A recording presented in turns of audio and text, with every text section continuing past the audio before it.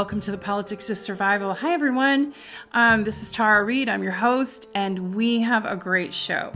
Cynthia McKinney is a 6-time former Congresswoman.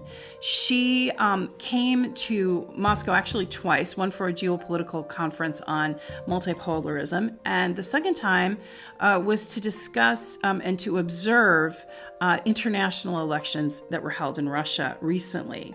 Now, as you all know, we have Victory Day coming in Moscow. Ura!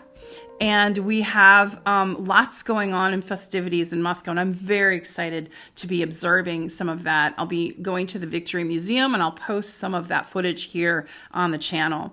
But in the meantime, Cynthia wanted to talk about what she observed on the elections, and she was very impressed with the election integrity. And she has been through a lot and has spent at least 20, 30 years studying electoral integrity. And in particular, she experienced a difficult time in Georgia when she was running again for Congress the last time when they were using electronic machines. So she's going to talk about all of that and more.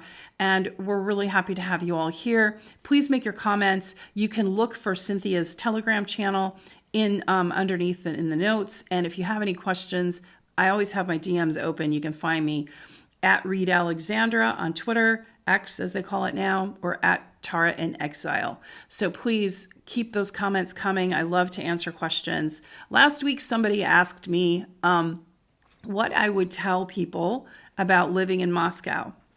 What I can tell you is that I am not a city girl. I'm a country girl. I love to live in the country, but I love Moscow. It is by now my favorite city in the whole, and I've been to many cities, major cities in the world, and particularly in the West and European and American countries. And I'm telling you, it is just the most gorgeous city, very efficient, very green. If you want to find nature, you can find it. And I'm very, very happy with the adventures that I have. And I'll be sharing a lot of those adventures on my social media. And soon, look for it. I'm going to try my hand at Instagram again. So look for my Instagram coming. All right, everyone. Now sit back and relax. And we're going to hear from Cynthia McKinney, all the way from Bangladesh, where she now teaches university. Take care, and we'll see you next time.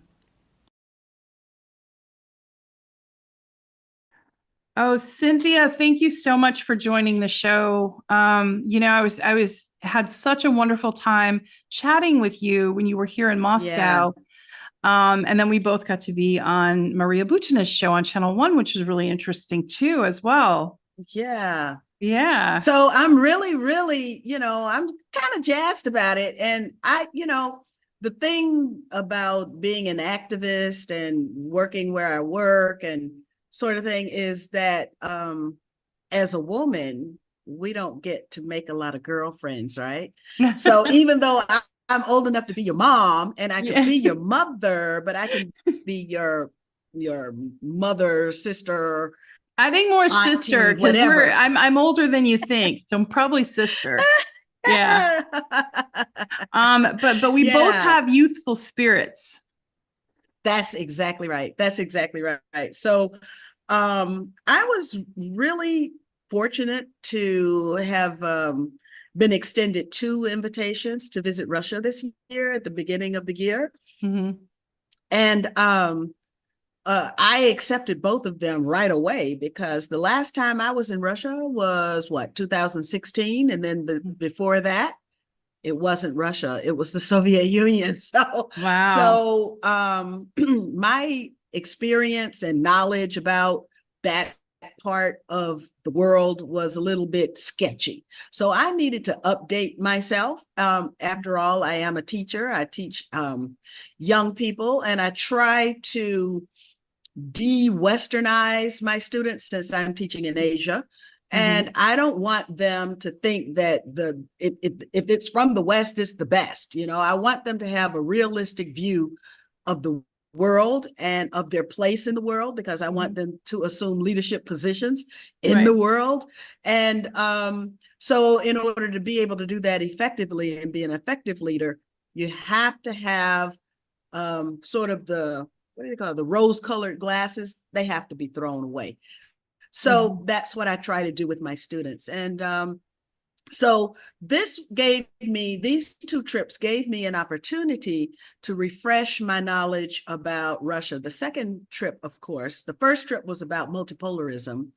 And of course, that's a very, very important topic, just simply because that's the direction in which a lot of us who were peace activists before before there was any, I mean, I've been a peace activist like literally all of my adult life, and so the idea that one day you could demilitarize the United States in such a way that would give dignity to other civilizations, other cultures, other peoples around the world, and hopefully inside the United States as well, was like a dream. It was like a far off dream. But now we actually have intellectuals, we have thinkers, even a few politicians that are saying, yeah, the multipolar world is for now. And they are actually working on it.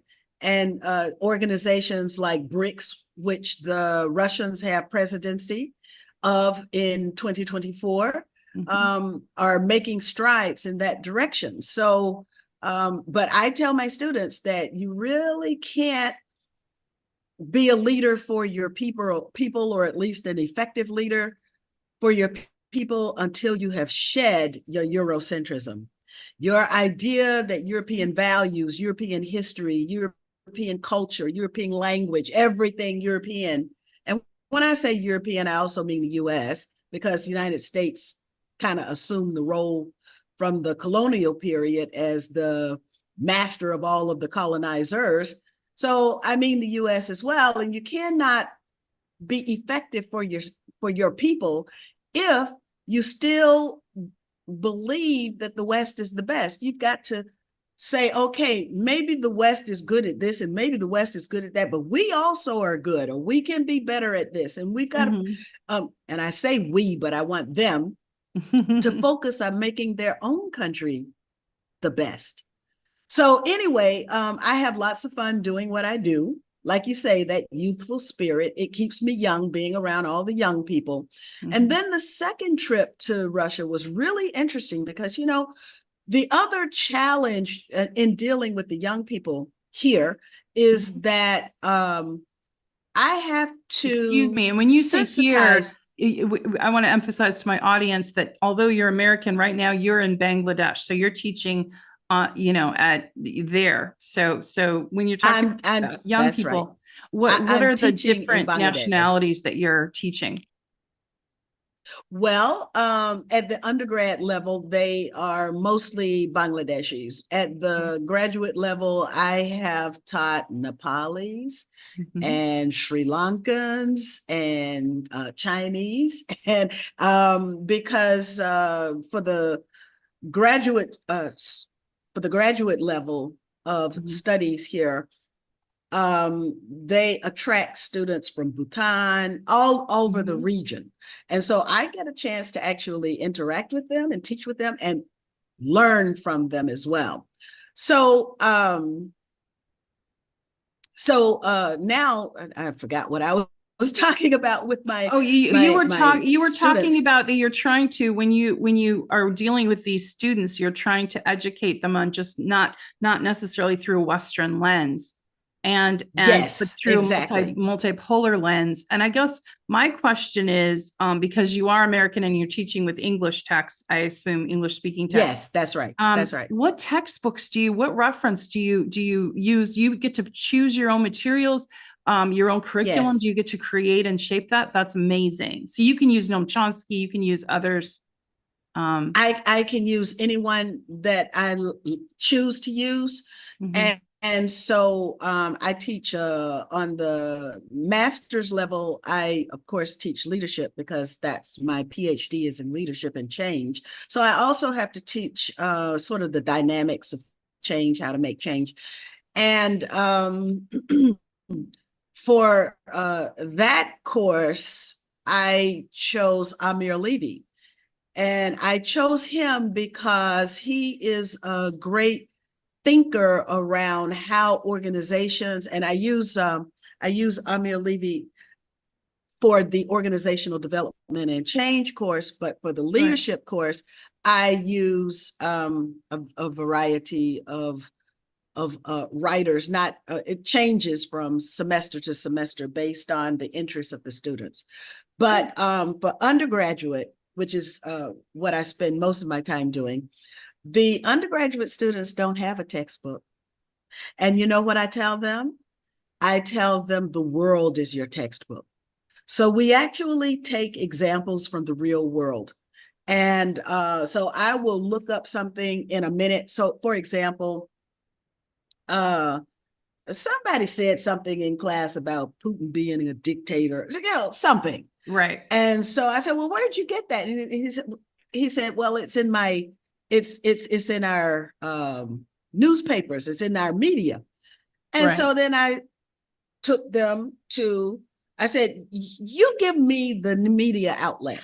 So they gave me the name of a particular newspaper. I said, okay, now let's go to the international section. So we go to the international section. And I said, now you pick the story here, the article that you want us to focus on. And I let them pick. Right. Without any, how can I say this? Without any deviation from this little experiment. And I teach 5 undergraduate courses, sections of one course. So then I did get to work this little experiment 5 times. And guess what? Not a single time. So now these articles are all written by, and these are different because it's 5 different sections. It's 5 different news outlets, 5 different articles. And the news outlets that provide the local newspapers with this material, Agence France-Presse, Associated Press, Reuters. Right. And so immediately I'm able to show them that everything you get in your newspaper is from the West. And so it's not unnatural for you to have these thoughts because no one has pointed out to you that you have been steeped in Eurocentrism. You are exactly in the West. I mean, and when they want a message to get across, they use certain buzzwords that will get, for instance, in my case, right, international news. So India got the news. I'm sure Bangladesh did. Other countries in the East, and in South America, all of it coming from AP, Reuters. So what were the 2 words they used? Tara Reade defected. She's a traitor.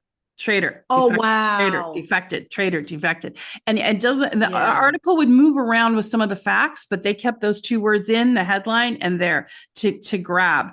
And those, and as you know, the Soviet Union fell in the 90s and 89 and or was negotiated out of existence. We are now in capitalism and there's no defection. And of course, I'm not a traitor. I'm still a U.S. citizen, and I care about U.S. and I have family and friends there, and I worked there. I served my government there in different administrations, and it's amazing how. I mean, I'm using this as an example. How they curate the news now. Yes, it's not news; it's curated, pre-digested information. That's right. And so, therefore, that is. It is purposely done in order to manipulate the way people think. Right. And of course, if you can control their thoughts, then you can control their bodies, you can control their behavior. And ultimately, that's what it's all about. So I have to kind of de-Westernize myself. I saw a term today in a article on Telegram, de-Americanize my students, because the West, the influence of the West is so pervasive on every kind of level. They can tell you so granted, I'm not so young in terms of the chronology of my years on this planet. So my examples might be a little bit old, okay? But they can tell you everything. I'll use this one because it's better. They can tell you everything about every aspect of what's her name? Uh, Taylor Swift's life, Right. right? They can tell you all of that, but they can't tell you who the up and coming Bangladeshi singer is. You know, Right. it's like they know everything about that. They know everything about the royal family. They know everything about this. And yet their knowledge of themselves is woefully inadequate. Oh, that's So, interesting. So they don't know their own culture, their own newsworthy events that are that's right. happening. Interesting. That's right. That's right. That's right. So the late great anti-apartheid fighter Steve Biko Mhm. once said that the greatest weapon in the hands of the oppressors is the minds of the oppressed. And so who is that?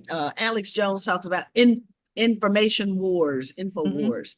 And that's about where we are now. It might have been sort of out there when he first came up with that name, but Mhm. now that is basically what we are fighting is an information war. And that's why outlets like yours are so important so that Mhm. people can get the opportunity to Mhm. get a different point of view.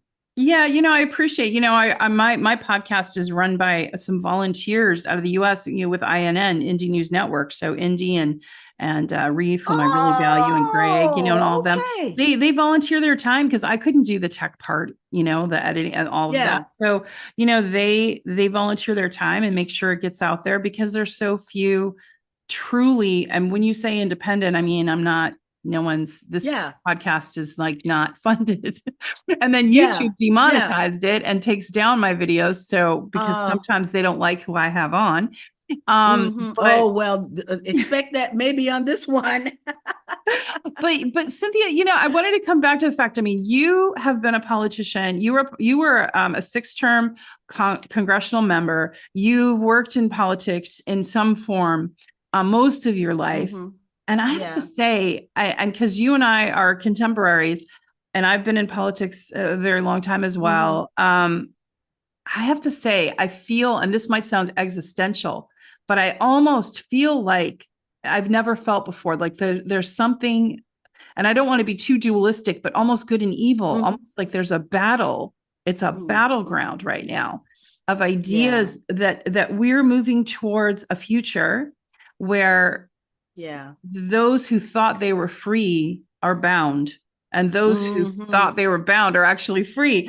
And Free. I've That's right. experienced this dichotomy in Moscow, Russia. And I wanted to ask hmm you about your impressions of the people of Russia and what you're bringing back to your students, because you were one of the international observers of the election. So I kind of wanted to Yes. see what your thoughts were about that and your experience. Well, yeah.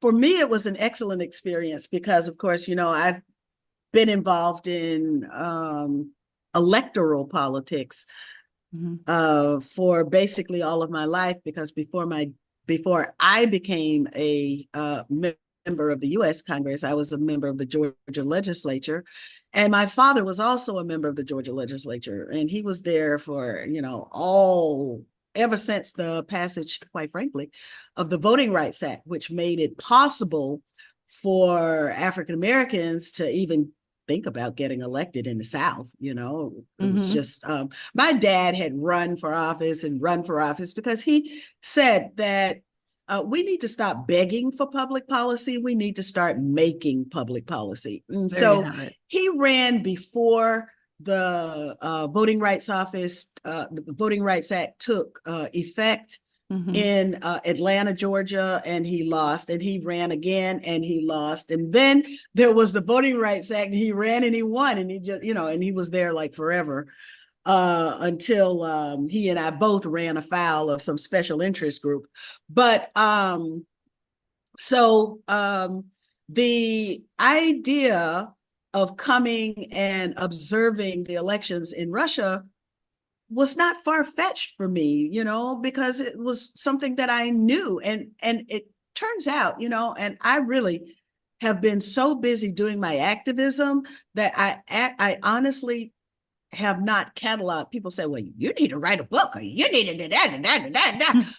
I really am so busy doing that I haven't had a chance to actually think about all of the things that I've been active in. So Right. one of those topics that I was at, because you see, my home state of Georgia was the very first state to roll out the electronic voting machines, the die-bowl machines. And then, of course, they used those machines to get me out because, you know, I was not like the team player. Oh, you know, I'm going to be with you in your sexual perversion, so you'll protect me. No. I didn't go to Vegas and play, you know, the betting, which is what a lot of, I shouldn't say that, and do all the other stuff. Yeah, that I know what members they of do. I Congress worked do. for members of Congress. You know my story. That's right. Yeah, You I worked mean, on the Hill. I mean, there's debauchery. I mean, they have power, they have money, and so Yes, it's like they almost need the next high, the next endorphin level, right? Because they have that's all right. that, so they got to keep those endorphins coming, and they do corrupt things. That's right. And you know, That's I right. mean, had you hung out with Nancy Pelosi, you'd be a multimillionaire, and right now you'd be telling me what stocks to invest exactly.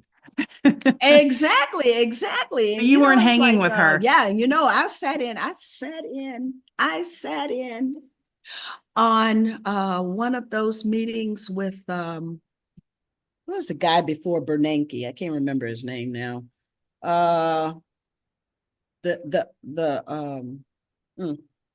Can't remember his name, but the Warren one who was Hatch? married to Okay.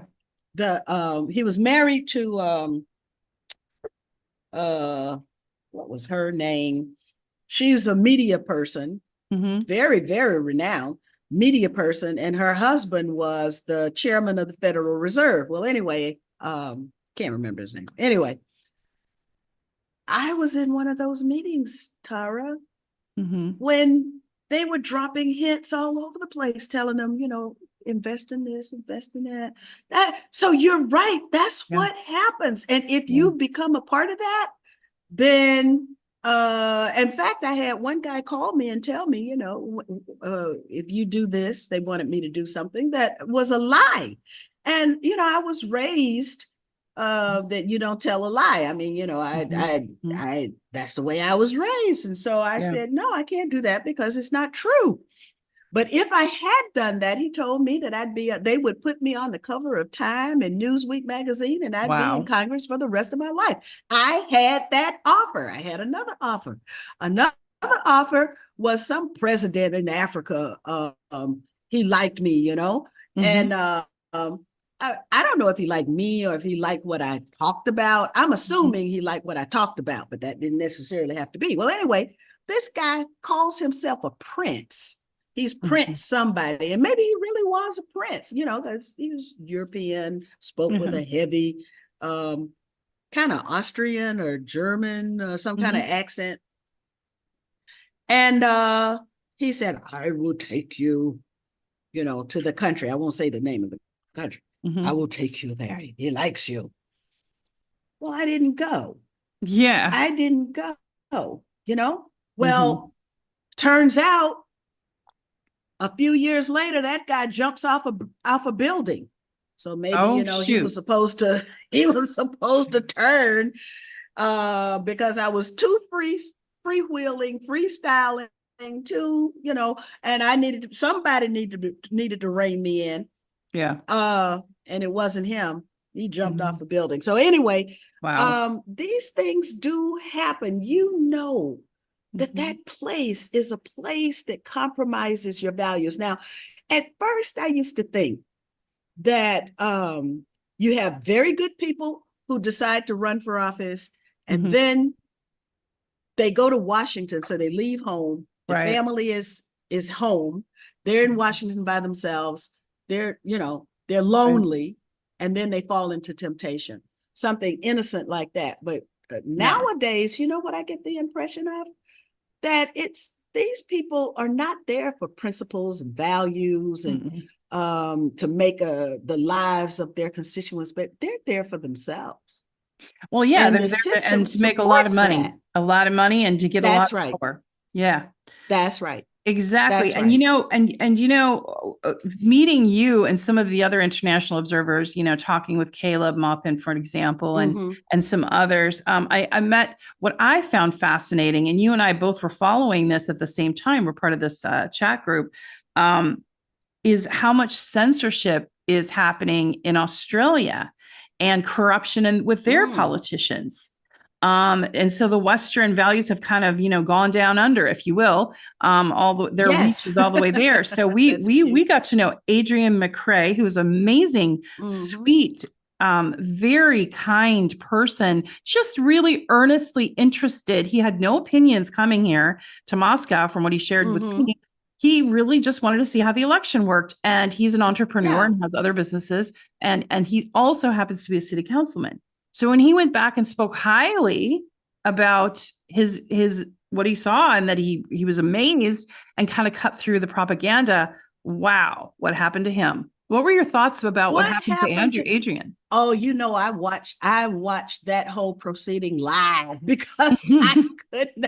I mean, they tried to remove him from office. Yeah, they tried with a no confidence vote. Yeah. Well, it would have been a no confidence vote. It would have ended the matter there, but then they would have used it in his his subsequent campaign to get him out of office. So I was following this very closely because his impressions and my impressions were the same. I mean, I've stood for, I know what the weaknesses are of the US election system. Believe me, I can tell you.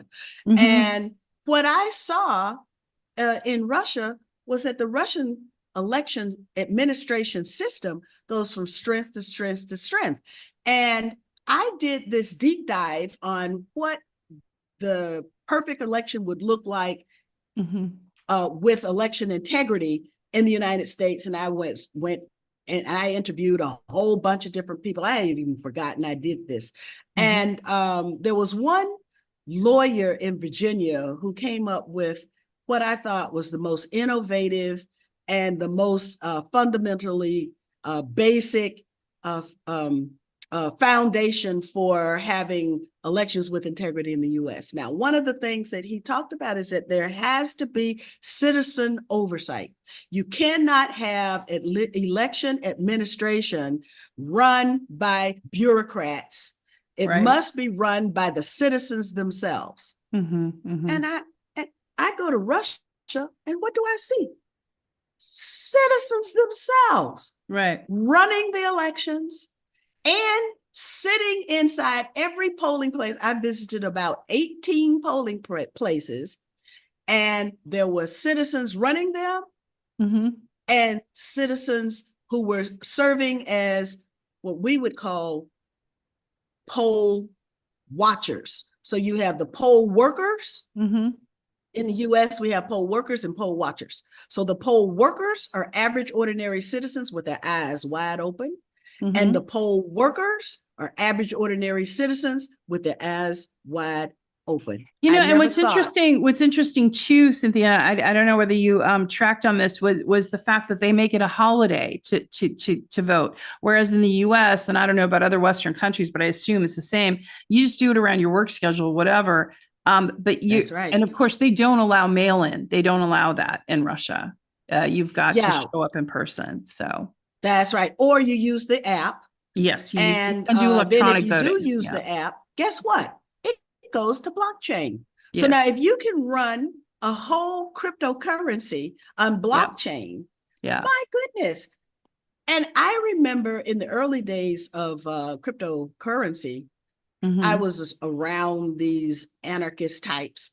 And they were talking about, it'd be wonderful if we could use blockchain with our voting system, right? And everybody was saying, well, it's not possible. Well, I just left Russia in March of 2024 where they used blockchain. They did it successfully. It's amazing. So now, for our audience that may not really understand the blockchain, what we're saying is, like, for instance, with crypto, and the reason why there's controversy around crypto is that it's very difficult to trace. So in other words, with blockchain, it's really locked down and difficult to hack. So very difficult. It's difficult to hack. That's right. Although your blockchain can be public.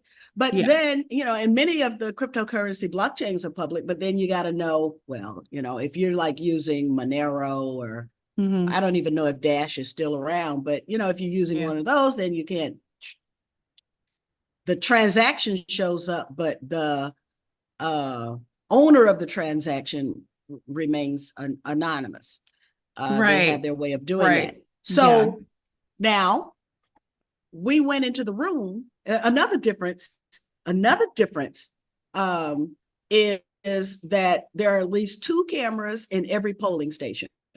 And those cameras run 24/7 for the entire 3 days of voting. Voting day, 1 day, but then they have early voting for 2 days. So it's 15th, 16th, 17th of March, and 17th being the actual voting day. But half of the people had already voted before the 17th.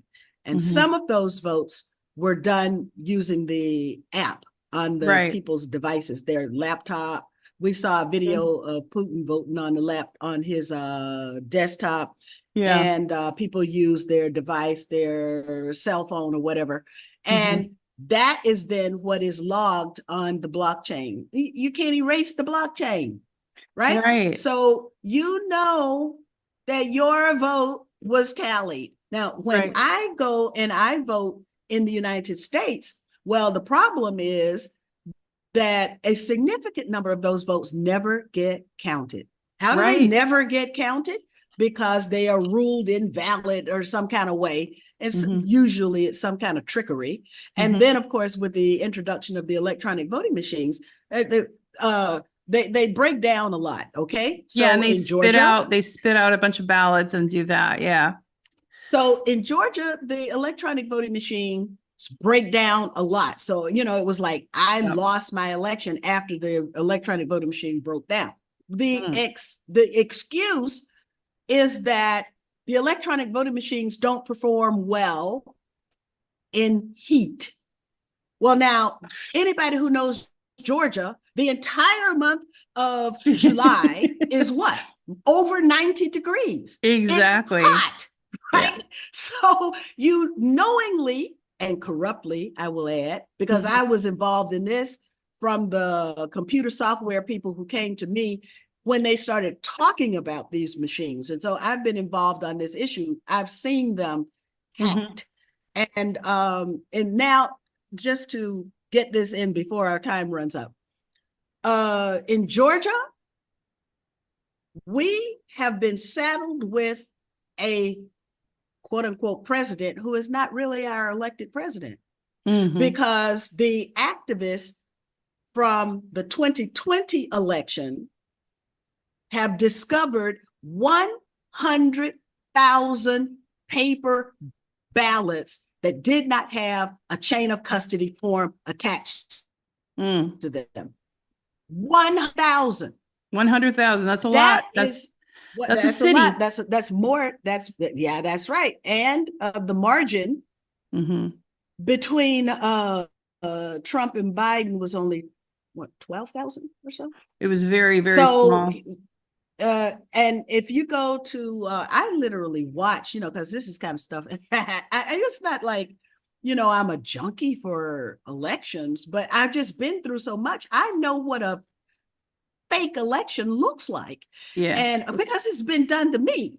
So then I turn in, I look in Michigan, and you can actually see the ballots being delivered after, late at night. Yeah. Everything's supposedly shut down. After they've already called the election. Ballots. Yeah. Okay. Then, of course, you got Pennsylvania. So you tell me that the United States has any room whatsoever to criticize anybody's elections. I know. And here we are coming up on 2024. And speaking of which, I wanted, before we closed our show, because our time's coming to a close here, I wanted to ask you about Ukraine. And you saw the 90 billion that just got shoved through by the Uniparty, by both Republicans and Democrats, for more defense spending in Gaza, giving aid to Israel to commit that genocide of Palestinians. And just, and now, of course, what's happening right now, that Israel's doing its thing, and people are, there's all these protests, but people are looking at the protests, but they're not looking at what's happening as more Palestinians are being slaughtered right now by Israel and Rafah. So you have that. And then you have money going to Ukraine, like 60 billion, right? Meanwhile, Yeah. the Department of Defense, after their sixth audit, lost trillions of dollars, can't account for it, Yeah. billions in Ukraine, which, I would check underneath Nancy Pelosi and Chuck Schumer's bed. That's where I'd first look. Yeah. Biden's bed, and you might find a few Yeah. million there, right? Or with That's his right. brother. So this is a corrupt money laundering scheme. And then, of course, Yes. they have some money allocated to Taiwan. So you saw 75% of Americans were against this, and yet Congress put it through. And I guess I wanted your opinion about that. Because that's really important that we're, because it's heading towards World War III. Yes. In fact, I tell my students that, you show me where we don't have hot war, and then I will tell you that we are already in World War III. And World War III started actually as soon as World War II ended. So because I think that regime change operations and coups and all of the things that the West carried out against those states that were just trying to find a way to rid themselves of colonialism and neo-colonialism. That's a war that is not between European states. It's a war of the European states against non-European states. And so that's a war nonetheless, because that continues to this day, and people were killed. People were destroyed, their lives were destroyed. Right. So at any rate, also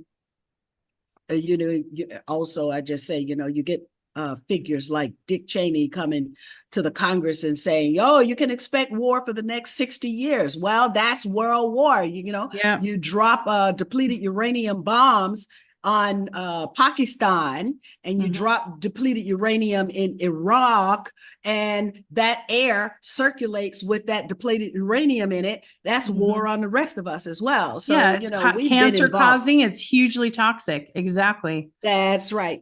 So we have been engaged in World War III right after World War II. So now, what do I think about Ukraine? Well, everyone, I did so much research on the Rwanda genocide. And basically, when I did that research, I demanded that there be an independent investigation of the role of the United Nations Department of Peacekeeping Operations, because they abdicated their responsibility to protect they were deployed there, and then they were Belgian peacekeepers, and then they, sort of ran away and let things happen. So, but in the end, it was all planned. It was a massive regime change operation hatched in the bowels of the United States Pentagon. Right.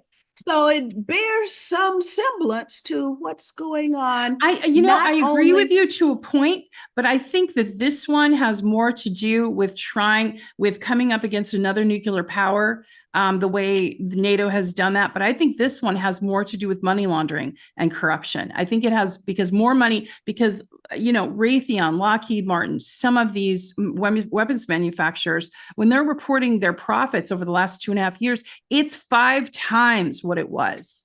5 times. I know that. They are making so many millions. In the billions. They've been making millions. They've been making millions off of other people's tragedies for a long time. So I think they made a whole lot of millions. Rwanda was like the blueprint. No. Yeah. No. Rwanda was a part of U.S. policy. Okay? And now, if you want to look at Ukraine, you have to look at no. It's also a part that people make money off of the policy, but the policy is to run NATO all the way up to destroy and then colonize Russia. Yeah, you're right. That's the policy. Absolutely. That's the policy. Absolutely. Okay. Yeah. So now, by any means necessary, you do that. And that is what they're doing. So I'm not going to separate the effect from the policy. The policy is to destroy and then colonize Russia, and Ukraine just happens to be the place. Now, who's going to benefit? It's not me.